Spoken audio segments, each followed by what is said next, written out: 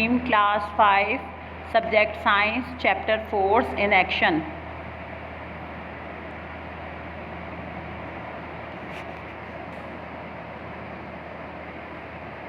बेटा हम करेंगे true and false. Number 1 is mass is measured in kilogram. बेटा ये ट्रू है, क्या क्या आप लिखेंगे ट्रू. नंबर 2 देखिए, inclined plane is push under something to split it और सेपरेट इट.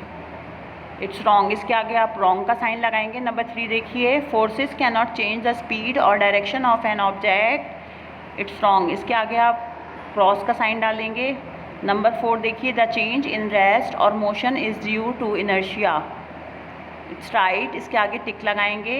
नंबर 5 देखिए, a simple machine can be form from compound machine. ये रॉन्ग है बच्चों, इसके आगे आप क्रॉस डालेंगे. बच्चों ये ट्रू फॉल्स हैं. 5 दिए हुए आपको साफ राइटिंग में करने हैं, पेंसिल से उतारिएगा और टिक और क्रॉस जो है वो ब्लू कलर से कीजिएगा. काम साफ़ सुथरा कीजिएगा, नीट एंड क्लीन कीजिएगा बेटा. इसके बाद देखिए नेक्स्ट स्लाइड पे क्या है. नेक्स्ट स्लाइड पे एक्टिविटी है. एक्टिविटीज़ हैं to be perform in class. एक आपको क्लास में करवाई जाएगी. दूसरी एक्टिविटी जो है, stand as close to a wall as possible with your right shoulder and right foot touching the wall. आपको खड़े होना है दीवार के बिल्कुल करीब और अपना राइट शोल्डर और राइट फुट जो है दीवार को टच कर रहा हो. Now left your left foot of the ground. What happened, why does this happen. और जब आप अपना उल्टा पैर जो है वो ज़मीन से उठाते हैं तो क्या होगा.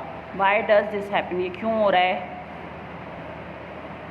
और दूसरी एक्टिविटी जो आप करेंगे अपनी कॉपी में क्वेश्चन लिखेंगे, which of these materials will change their shape if you apply force to them by pressing और pulling them with your finger. कौन से मटेरियल ऐसे हैं जो कि अपनी चेंज करेंगे शेप अगर आप इस पर फोर्स लगाएं या आप उसे खींचें अपनी उंगली से. ठीक है. नंबर 1 है स्पॉन्ज. स्पॉन्ज को जब आप खींचते हैं बेटा तो ये अपनी शेप चेंज करता है, इसके आगे टिक लगाएंगे. नंबर 2 है ब्रिक्स. ब्रिक्स कहते हैं ईंटों को. ईंट पे जब आप अपनी फिंगर या हाथ से टच भी करेंगे तो उसकी शेप में कोई फ़र्क नहीं पड़ेगा, इसलिए इसके आगे आएगा क्रॉस. नंबर 3 देखिए, hard plastic box. Plastic box पे भी अगर आप टच करेंगे इसकी शेप में कोई फ़र्क नहीं आएगा, इसलिए इसके आगे क्रॉस लगाएंगे. नंबर 4 पे देखिए, डव. डो किसी भी चीज़ की अगर डो हो, जैसे आटा गूंदा हुआ हो या किसी भी चीज़ की, किसी भी फ्लोर की डो बनी हुई हो, अगर आप उसको टच करेंगे फिंगर से तो उसमें निशान आएगा, वो अंदर की तरफ चली जाएगी. इट्स राइट, उस पर टिक लगाएंगे. उसके बाद है मेटल ब्लॉक. मेटल का बना हुआ ब्लॉक, आयरन, स्टील या किसी भी मेटल का बना हुआ ब्लॉक होगा, अगर आप उसे टच करेंगे उसकी शेप नहीं बदलेगी, इसलिए इस पर क्रॉस आएगा. उसके बाद है क्ले. क्ले कहते हैं मिट्टी को. मिट्टी की अगर आप क्ले से खेल रहे हैं आप और उस पर आप टच करेंगे तो उस पर भी आपका फिंगर का जो है निशान आ जाएगा, इसलिए इस पर भी टिक लगेगा. बच्चों ये एक्टिविटी है, या आप कॉपी में करेंगे, एज इट इज़ उतारिएगा साफ़ सुथरी राइटिंग में. अब इसके बाद देखिए बुक वर्क है आपका. Complete the sentences using what you have just learned about friction. आपने फ्रिक्शन के बारे में, फ्रिक्शन कहते हैं रगड़ को, ठीक है, आपने इसके बारे में क्या सीखा. फ्रिक्शन स्लोज डाउन, स्टॉप्स और makes it hard for an object to move. Friction produces dash.